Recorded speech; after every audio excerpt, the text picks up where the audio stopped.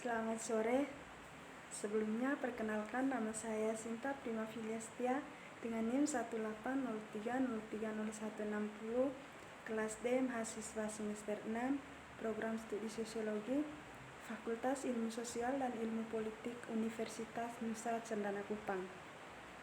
Di video kali ini saya akan menjelaskan tentang penelitian kualitatif dengan menggunakan pendekatan sistematis.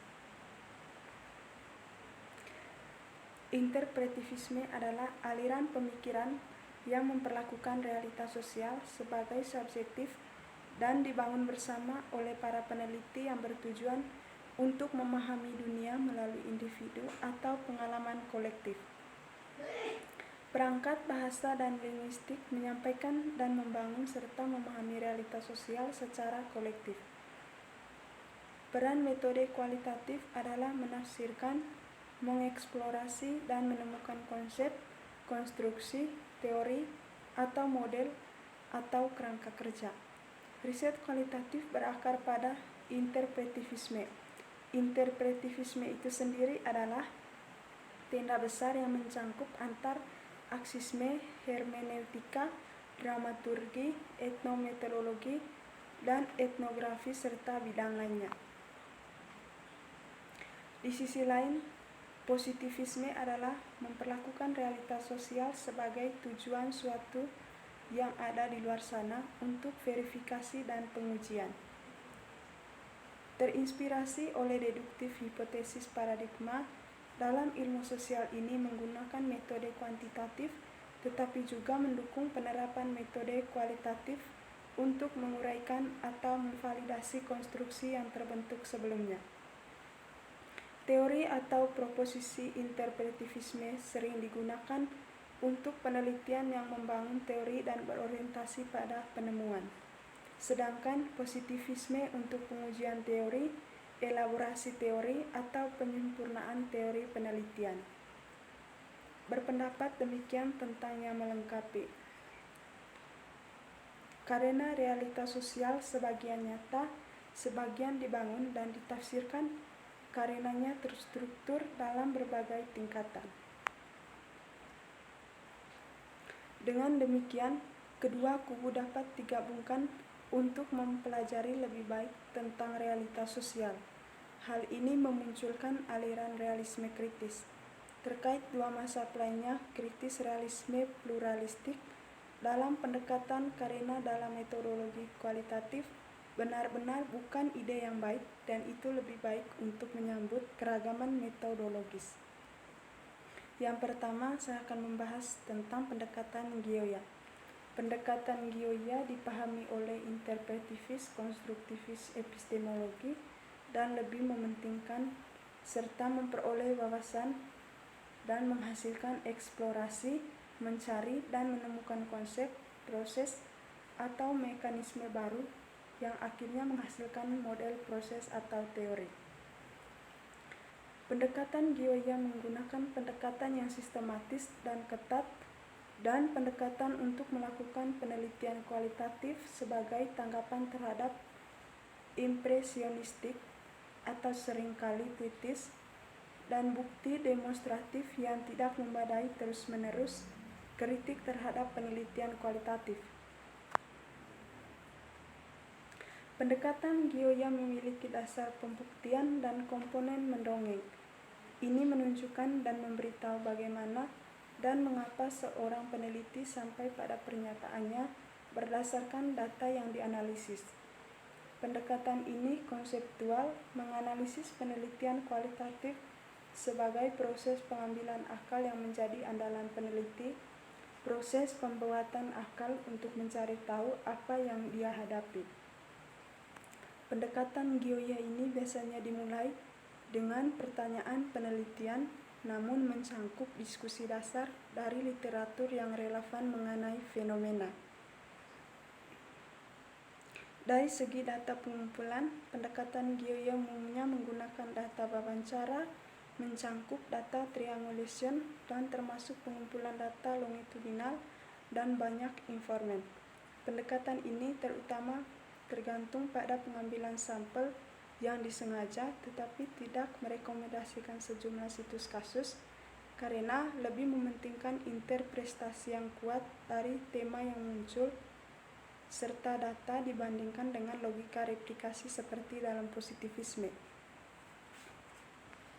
Pendekatan GeoIA telah digunakan dalam studi kasus tunggal meskipun berpendapat bahwa itu sama-sama valid ketika diterapkan studi kasus ganda yang melibatkan 4 atau lebih kasus.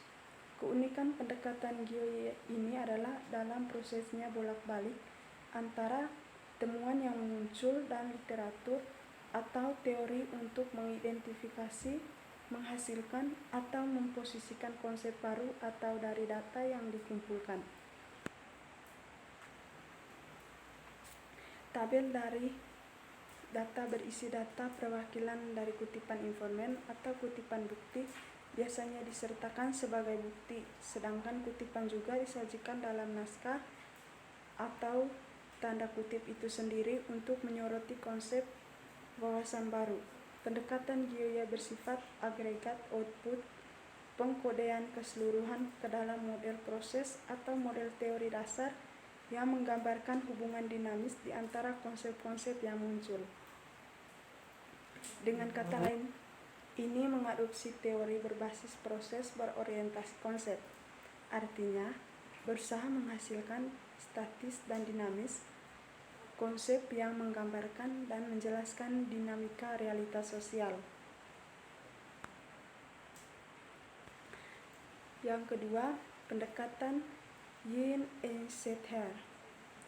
Pendekatan Yin and Shether sudah dirot epistemologi positivis dan terutama berfokus pada teori atau validasi konstruk, elaborasi, perbaikan, dikonfirmasi, atau pemalsuan.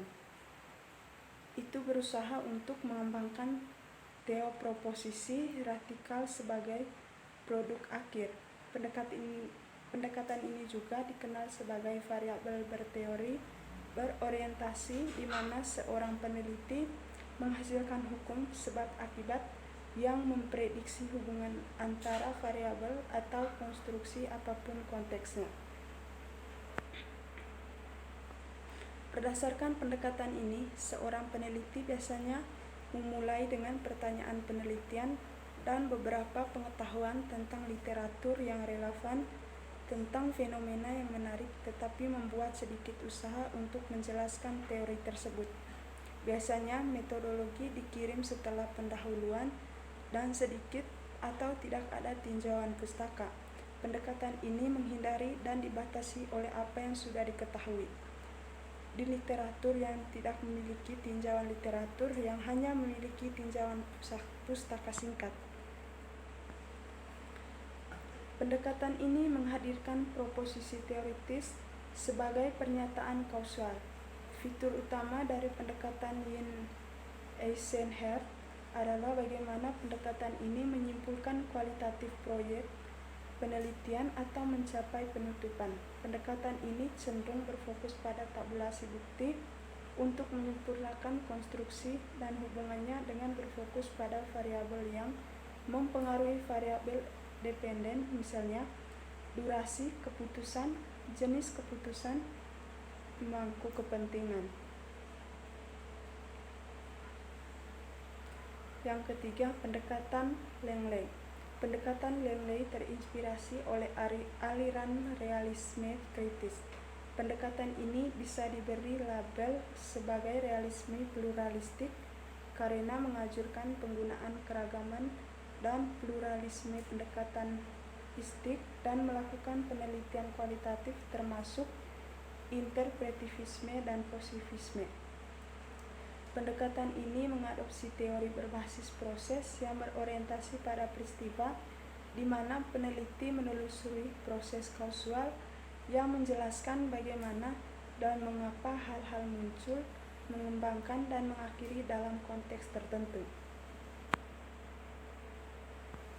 Pendekatan Langley mencangkup serangkaian alat untuk mengembangkan teori proses replikasi lintas kasus, replikasi longitudinal Gaussian, pemetaan peristiwa, generalisasi analitik, dan penjelasan kontekstual. Konteks dipandang memungkinkan studi tentang berbagai jalur untuk menjelaskan sosial realitas.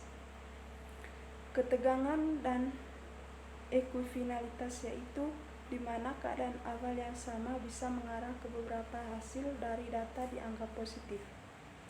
Dalam pendekatan Langley, keluaran penelitian biasanya terdiri dari peta peristiwa dan penjelasan temporal yang menjelaskan mikro atau kasus tertentu dan makro atau melintasi kasus mekanisme realitas sosial, misalnya bagaimana organisasi secara radikal, bagaimana organisasi yang bergabung berjuang untuk menciptakan identitas untuk diri mereka sendiri dan orang lain.